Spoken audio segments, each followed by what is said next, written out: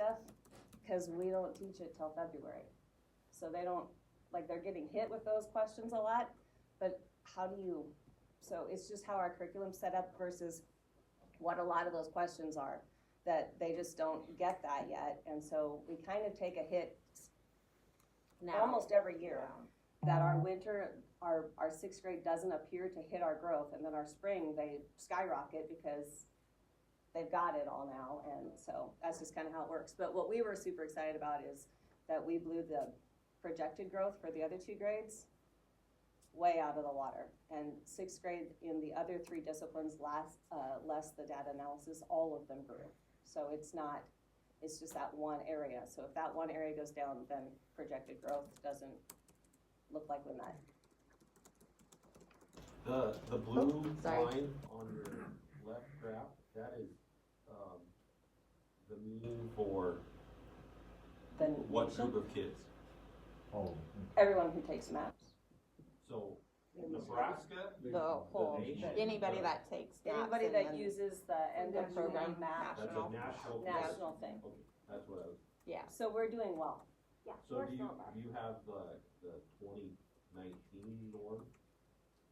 Or is They norm every 5 years, so there was 2015 norms, and then this year was a new norming, and so they, so the norm number would go off of the 220 norm, so every 5 years they update the norm.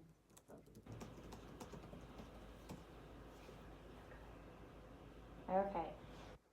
Typically, we offer our students the chance to compete in math counts, but because of COVID this year, it was all virtual, and it just didn't seem like they were going to get the fullest benefit out of it. So this year we forgo it, but we'll look at bringing it back when we can be live and in person and get that actual competition feel of it. Because the state competition isn't going to happen either. It would have just been regional and just on computer, and I don't know. For me, I was kind of like, I'll just try and push my kids harder in my own personal classroom instead of having to do the competition. But I did have a few students that were like, are we going to do it? And not this year. So they were a little bummed, but we got next year for it.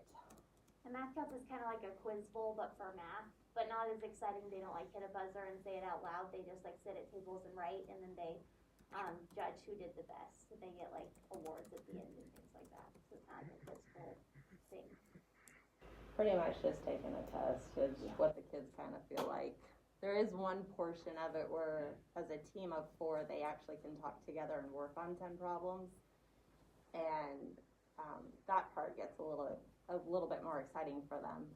In the past, I think Mrs. Bailey had a team where some individuals make it to state. Cedar Hollow's had a couple of years that we've had teams make it to state and individuals also. So it doesn't have to be just our team that makes it. It can be individuals too.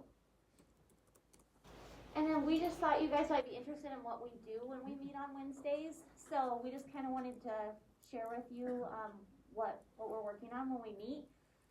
Kind of pre-COVID, which is kind of a term we use now, we spent most of our year, last year, really looking into modified versions of tests, especially for our special education students. A lot of them on their plans, they need less questions than a normal test would have, so we tried to go through and find the most essential standards possible to still show what they know, but also not overwhelm them, and we spent a ton of time on that. We worked on a test about sometimes 1 to 2 meetings, and we were pretty proud of that. And then during COVID, which hit, it kind of hit us in a weird time, and then we had a little bit of time off, and so when we got together, we were like, what do we want these kids to know that's the most essential that we can still get in this year?